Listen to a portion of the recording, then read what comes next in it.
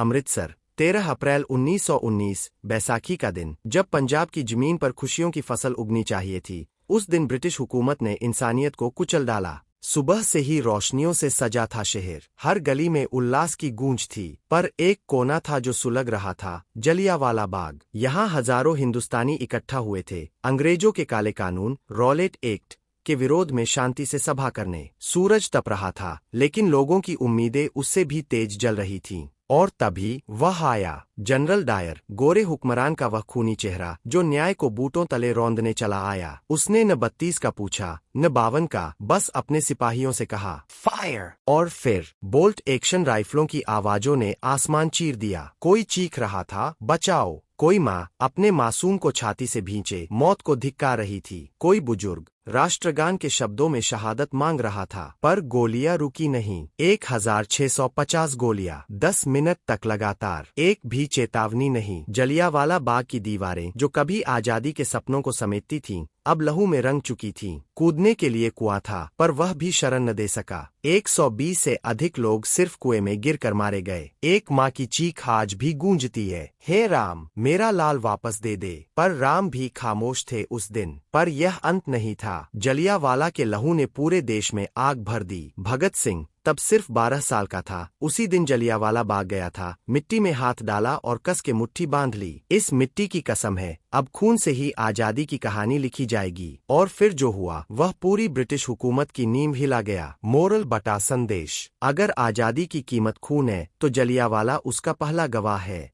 और जब भी जुल्म बढ़ेगा, एक जलियांवाला फिर जागेगा। अगर तुम ये कहानी पढ़कर कांप उठे हो, तो याद रखो, ये सिर्फ कहानी नहीं, हमारे इतिहास का खून से लिखा पन्ना है। मत भूलो, क्योंकि जो अपनी शहादतें भूल जाते हैं, उन्हें फिर गुलामी मिलती है।